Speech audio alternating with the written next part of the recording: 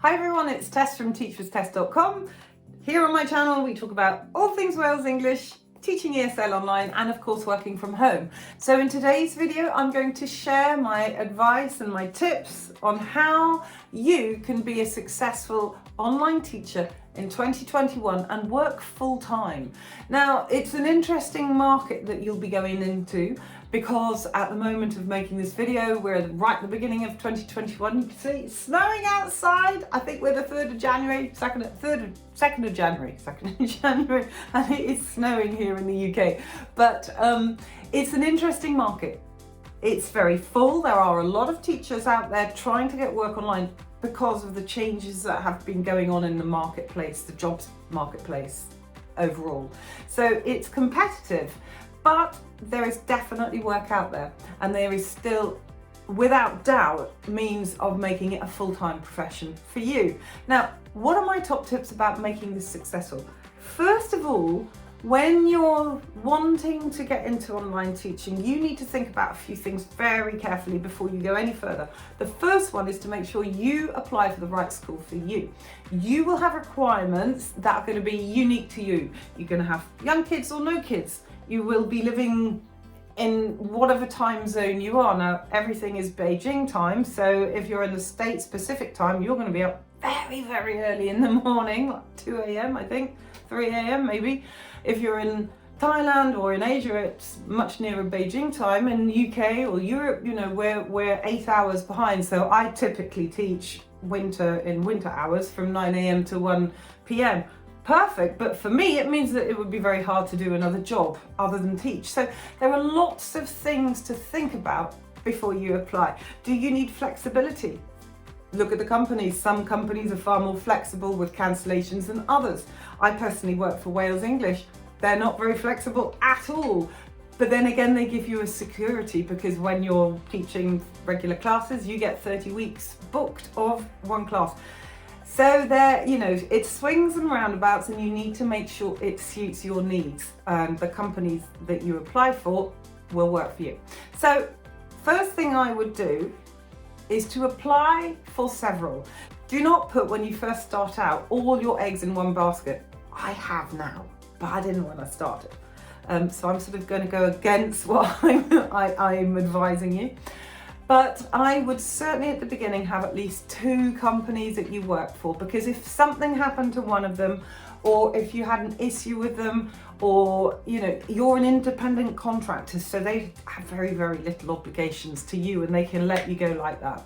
And the market can be quite cutthroat. Some of the companies, you know, they're not that great to their teachers, others are better. That's part of your research. Have a look at the ones that treat their teachers well. So have a look, find a company that suits you and apply for them. And then you can take, you know, because it will take time for you to fill up your schedule. And if you're working with 2 companies, then you sort of have the opportunity to do that. Personally, I worked for 2 when I started. I worked for, say, ABC and Wales English when I started teaching over a year ago. I rapidly left, say, ABC because it didn't really suit me. Wales did. I jumped ship full-time into Wales and it was the best choice I've ever made. But that's me. So that's the first thing I would say. Find at least 2 companies when you get started. Now, something else to remember, if you're going to be teaching online and making this your full-time career choice, so remember that this is your business and treat it as such. You are your own boss, and that's really exciting actually, because even though you may be working for a Chinese company or another company or whatever, you're still an independent contractor, so effectively your own boss. So treat it like that. You know, build your brand, build your company, find multiple income streams so you can sort of juggle enough eggs for you to actually make a decent income. Because if you want to do this full time, which you definitely can, I would recommend looking further than just teaching. You could do several things at the same time. For instance, as I have done, I do quite a lot of referring. I do my YouTube, I do work for Wales English, I do webinars. I've built up lots of stuff around my brand. So remember that this is your own business. You are your own boss.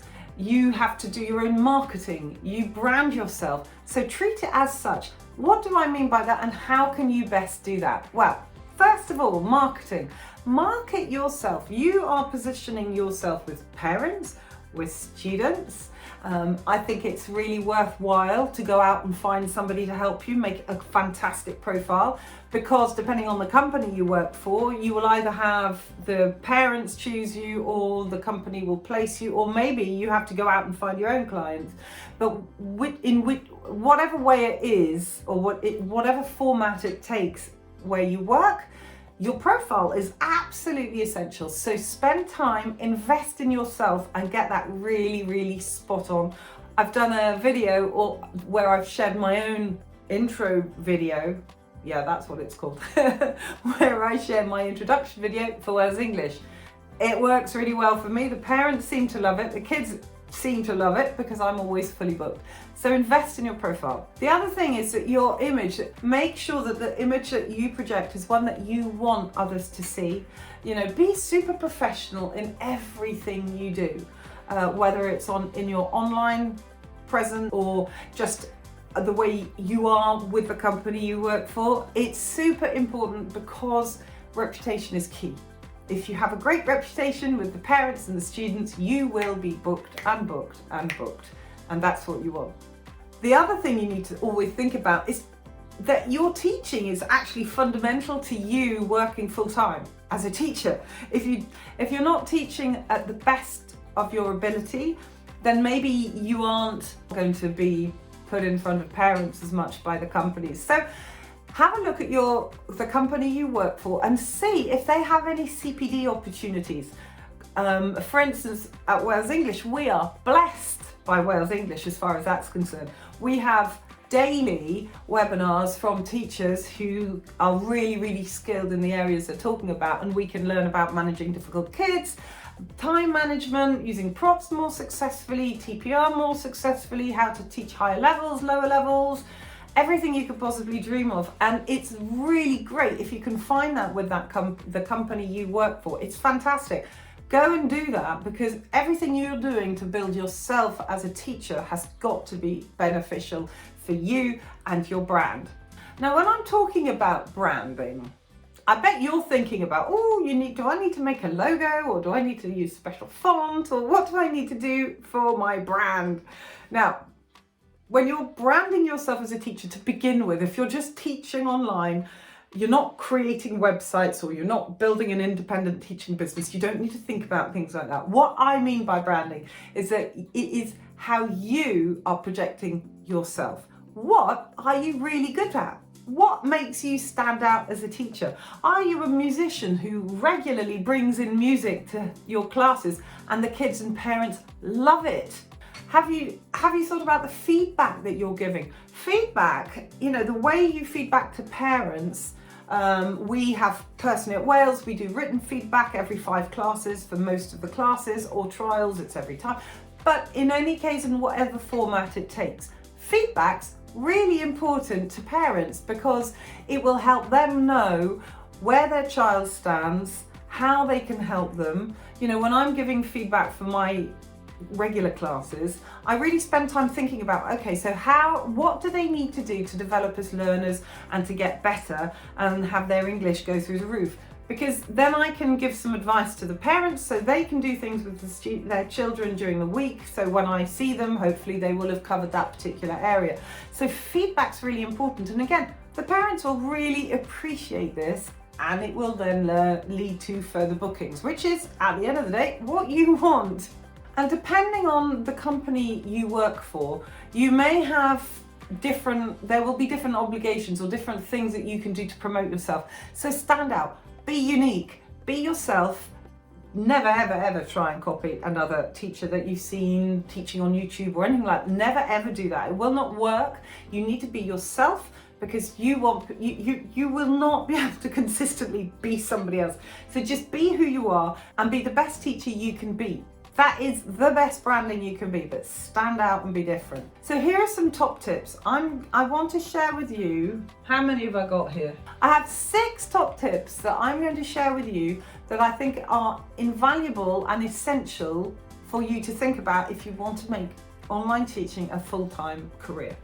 So the first thing to do is to open as many available slots as you can when you start teaching. It will make a company's work a lot easier to fill your slots if they have choice.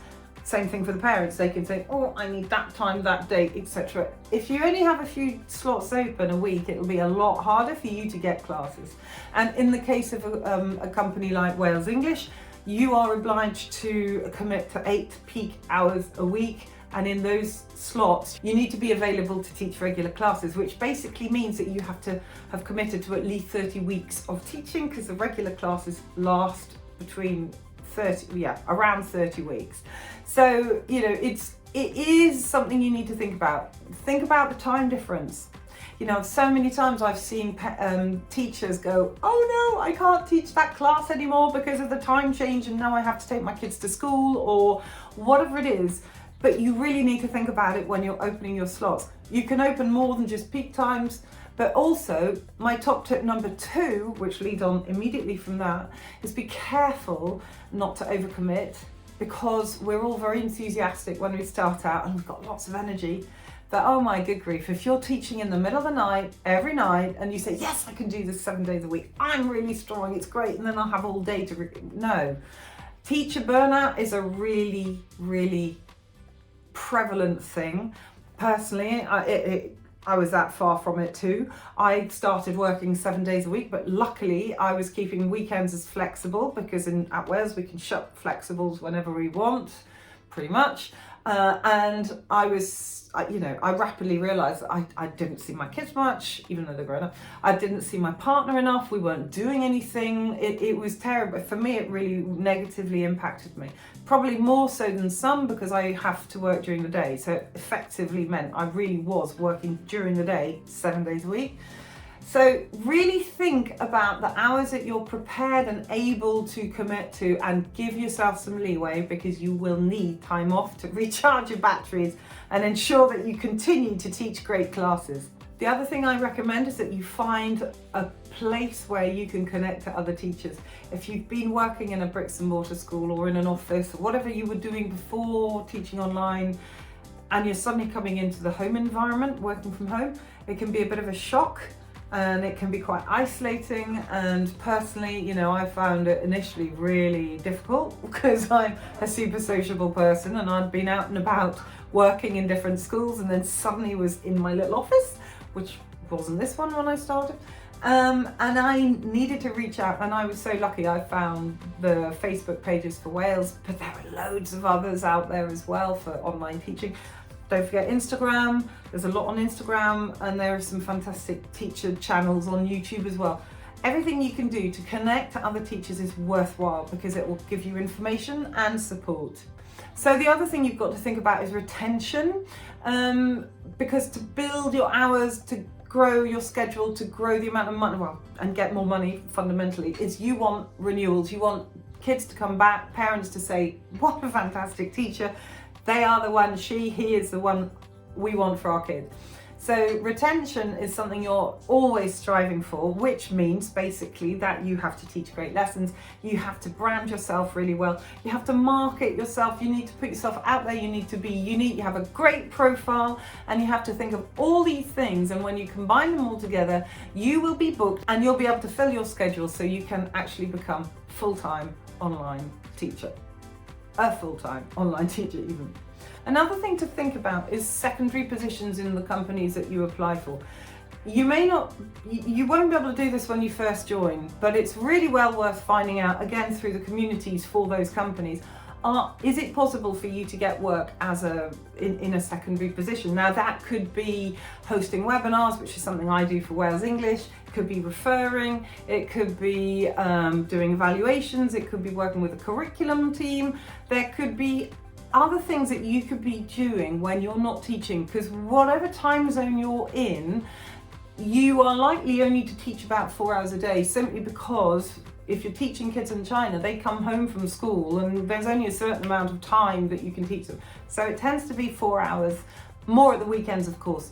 but 4 hours in the day. So you could potentially have, if you're over in the States or over in Asia, you could have a whole day where you could be doing something other than actually teaching. So think about that one. It's well worth looking into. And then finally, what I would say is that as an online teacher, because you are an independent contractor, think about your savings, what you're going to do about retirement, what you're going to do about your taxes, because you will have to submit your own taxes. You won't get anything, in general, you don't get anything from the companies, certainly in China. So you need to be on top of your own accounts. You need to have all your own receipts. I'm not going to go into detail because depending on where you're based, the requirements will be different. But do think about it, and do think about the fact that online teaching is not guaranteed. There's nothing guaranteed about this. I think Wales is one of the better ones because we have these long 30-week slots, courses that we teach. So we pretty well know when we've got a full schedule with regular classes, we know pretty much how much we're going to earn a month. But even then it can change because you have Chinese New Year, you have things going on throughout the year where you may have cancellations or things happen and it won't be guaranteed. So just really, really consider that. Put money away. Think about how you're going to make this last full time. Do your taxes, and that as a whole should really help, because I'm now doing it full time and I love it. I think it's fantastic. If you're interested in teaching for Wales, I of course have helped many people go through. So get in touch. All my contact details are below. If you have any other questions as well, please get hold of me. But I hope that has helped you think a bit more about how you can be a successful online teacher full time in 2021. Take care and see you soon.